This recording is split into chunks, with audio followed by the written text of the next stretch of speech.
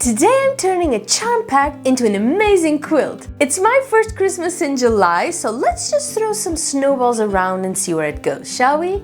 And this is what we're working with today, a stack of 5-inch batik squares in green, red, grey and white, so beautiful and absolutely perfect for Christmas.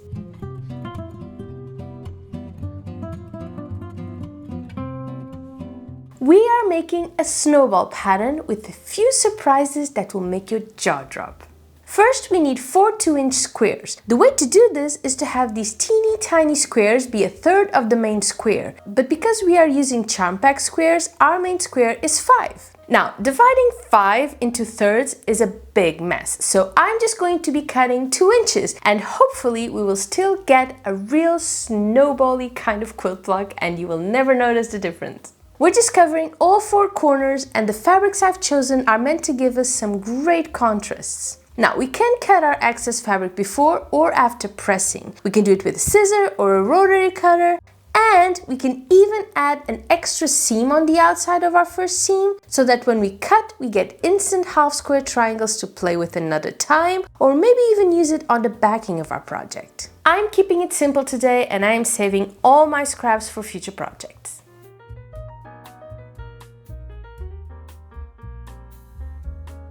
Now, this is my first time ever doing Christmas in July, but I like the idea of it. It's just too hot where I live, so I could use the memories of cold and cozy winters and drinking hot tea with a blanket and a cat on my lap. And I totally get that the southern hemisphere would want to celebrate Christmas in cold weather, considering it's summer in December where they're at. Do you celebrate Christmas in July? How do you do it? Do you go full on Christmas or just mark the occasion with something special? Okay, if I'm being totally honest here, the reason why I'm doing Christmas in July for the very first time is because I was looking through my drive the other day and I found this video. This Christmas lovely, cute video that I had totally forgotten about, and I just couldn't wait until next Christmas to show you because it's that cute of a quilt. So here we are. Thank goodness for Christmas in July. And this is what we get, our very first snowball quilt block looking pretty special. And now we have 15 more to go, so we better get to it. And I have to admit, I've been a little bit nervous to do this pattern right here. I've made a few snowball adjacent blocks, as in never this exact version. And the thing is, I was afraid this would look intimidating to make because the whole point of making these snowballs is having them look like circles. And I know how much many of you dread making circle quilt blocks. Every time I've made a pattern with circles, it didn't do well, so I was afraid you would take one look at this and run the other way. But as you can see, there isn't a circle inside here, just plain straight corners making it look like circles once they're all together. And this is actually a sort of octagon, except not really because the sides aren't all the same size.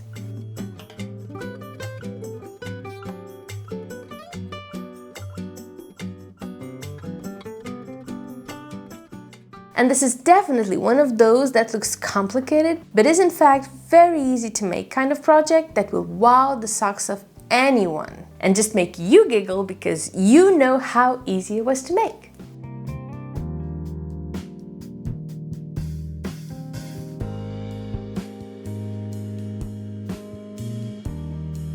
As usual, I like to do it in bulk. I think it saves time and effort. You know, the fact that we're just mechanically doing the same task over and over helps us get in the groove and just relax and just do it, you know, almost without thinking. And I don't usually do a lot of Christmas projects, although it is totally my favorite time of the year. I just never know the right timing. If I do it too soon, people aren't really thinking of Christmas yet. If I do it too late, people are so busy taking care of all the things they need for Christmas that they just don't really have any time to watch the videos or make the projects. So yeah, I just end up leaving it all to next year and the next year and the year after that. Having said that, I am really excited to hear all about your Christmas traditions. I know there are a couple of big differences depending where you are in the world. Like for us in Portugal, we eat salted cod in whichever form. We get it all dried up and salty and then we have to prepare it before we can cook it, but it is so delicious once it's cooked. Also, at least for my family, Christmas Eve is the big meal where we gather all the family. We don't actually do anything special on the 25th. How about you? What does your Christmas look like?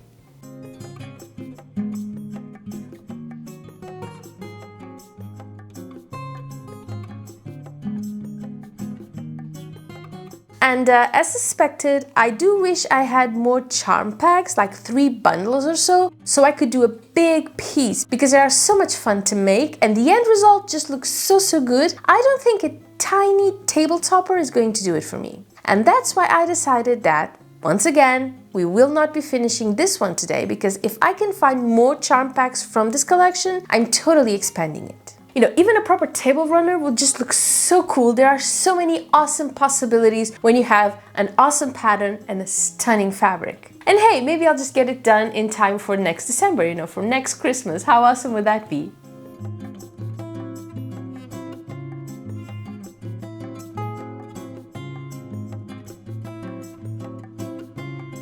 I love working with batiks, but I'm always extra careful with the pressing, because these are so easy to bend out of shape, especially if you're working with smaller pieces like these corners right here. But these are actually looking pretty great. We have got some of the prettiest blocks we've ever made today, and I am so excited.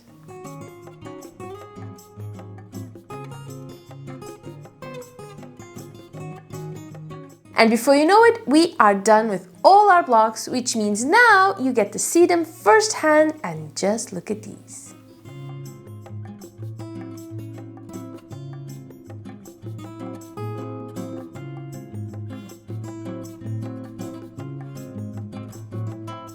Time to puzzle our pretty pattern.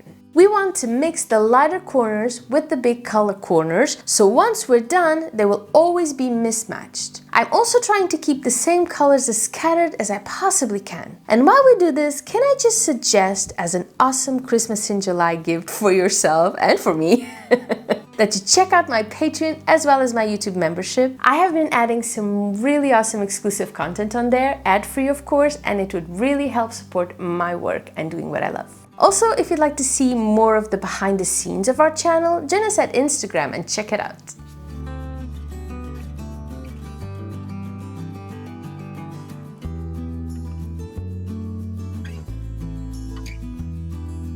I like that this fabric is Christmassy without being too in your face, you know? The way this is clearly a Christmas pattern, but you have to pay attention to know. At the same time, these colors don't really leave a lot of room to doubt it.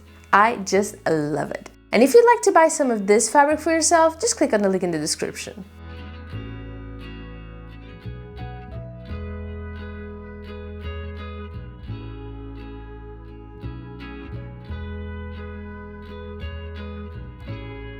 This is a 4x5 block quilt top, so we should be able to be done in no time. And if you wanted to make an even quicker quilt pattern, just do this using some layer cake squares instead. You will need 3.5-inch squares for the corners, and it will also look pretty awesome.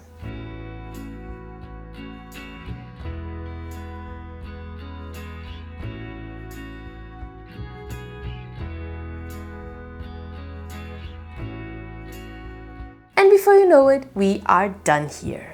And this is what we get, a perfect snowball quilt top ready to be turned into the perfect table topper for a lovely Christmas table.